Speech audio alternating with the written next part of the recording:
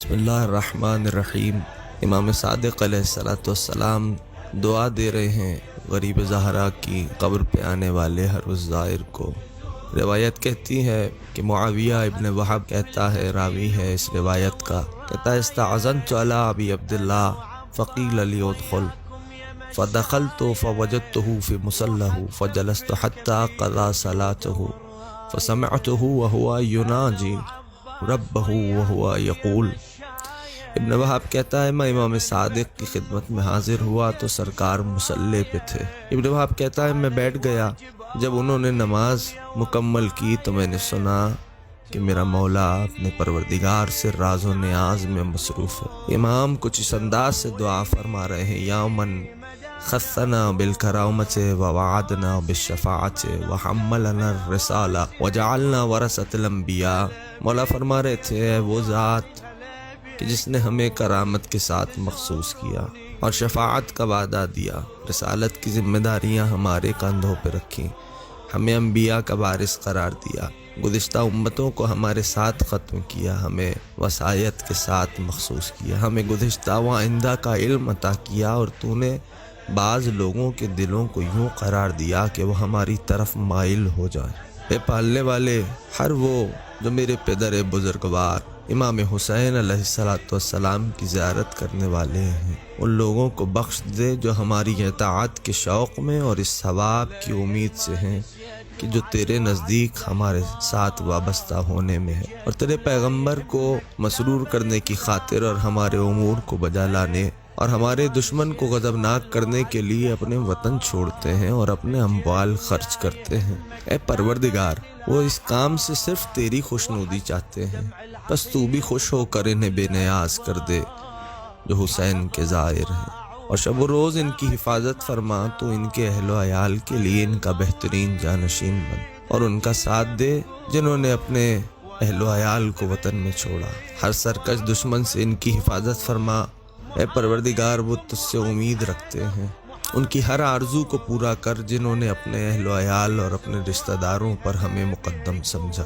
ابن وہب کہتا ہے، مولا فرماتے ہیں، اے میرے معبود، ہمارے دشمن ان کی روانگی کو عیب سمجھتے ہیں، لیکن اس عیب جوئی نے ان کی خواہشات کے برخلاف انہیں ہماری طرف آنے سے نہیں روکا، بس تو بھی ان چہروں پہ رحم کر جنہیں سورج نے تبدیل کر دیا۔ ابن وہب کہتا ہے، مولا خالق دو جہاں کی بارگاہ میں اس انداز سے دعا گو تھے کہ مولا فرما رہے تھے، فرحم تلک الوجوہ التی غیرتها الشمس ورحم تلک الخدود التی تقلب علی حفرت ابی عبداللہ الحسین۔ اے پالنے والے، ان رخساروں پہ رحم کر جو امام حسین کی تربت پہ ادھر ادھر تبدیل ہوتے رہے ہیں، اور ان آنکھوں پہ رحم فرما جن سے ہمارے اوپر دل سوزی کرتے ہوئے آنسو جاری ہوئے، اور اے پالنے والے، ورحم تلک القلوب التی جزعت واحترقت لنا ورحم تلک الصرخۃ التی کانت لنا۔ اے پالنے والے، ان دلوں پہ رحمت کر جو ہمارے لیے بے صبری کرتے ہیں اور جلتے ہیں، اور چیخ چیخ کر رونے والوں پر رحم کر جو ہمارے لیے ایسا کرتے ہیں۔ میرے معبود، میں ان اپنی جانوں اور جسموں کو تیرے سپرد کرتا ہوں تاکہ تو روز قیامت انہیں حوض کوثر سے سیراب کرے۔ راوی کہتا ہے، امام صادق نے یہ دعا سجدے میں مانگی۔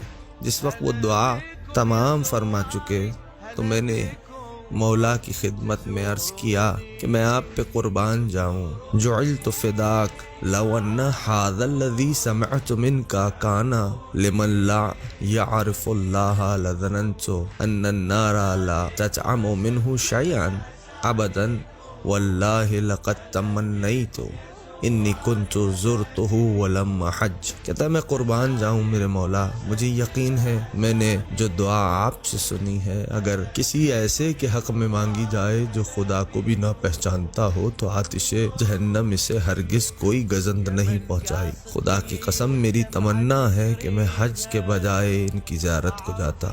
امام نے فرمایا، ابن وہب، تم تو بہت قریب رہتے ہو، پھر تمہیں کون سی چیز ان کی زیارت سے روکتی ہے، اور تم نے اسے کیوں چھوڑ رکھا ہے؟ ابن وہب کہتا ہے، میں نے عرض کی قربان جاؤں، میں نہیں جانتا تھا اس کام کا ثواب اس قدر ہے جتنا آپ نے فرمایا۔ مولا فرماتے ہیں، ابن وہب سنو، امام حسین کے زائرین کے لیے زمین والوں سے آسمان والے زیادہ دعا کرتے ہیں۔ کسی کے خوف سے ان کی زیارت کو مت ترک کرنا، جو کوئی خوف سے ان کی زیارت کو ترک کرتا ہے وہ ایسی حسرت میں گرفتار ہوتا ہے کہ وہ تمنا کرتا ہے کہ خود اپنے ہاتھ سے اپنی قبر کھو دے۔ کیا تم پسند نہیں کرتے ہو کہ خدا خود تمہیں ان میں سے قرار دے جس کے لیے رسول خدا دعا کرتے ہوں؟ کیا تم پسند نہیں کرتے ہو کہ کل تم ان لوگوں کے ساتھ ہو جن سے فرشتہ مصافحہ کرے؟ کیا تم نہیں چاہتے کہ کل ان لوگوں میں سے ہو جاؤ کہ میدان محشر میں جب آئیں تو ان سے حساب لینے کے لیے ان کا کوئی گناہ باقی نہ بچے؟ کیا تمہارا دل نہیں چاہتا کہ کل ان لوگوں میں سے ہو جاؤ کہ رسول خدا جن کے ساتھ مصافحہ کرے؟ مولا فرماتے ہیں اما تحب ان تکون غدا فی من یصافح رسول اللہ صلی اللہ علیہ وآلہ، کیا تمہارا جی نہیں کرتا کہ تم ان لوگوں کی قطار میں ہو جن سے رسول خدا مصافحہ کرے؟ وما علینا الا البلاغ المبین۔ السلام علیکم ورحمۃ اللہ وبرکاتہ۔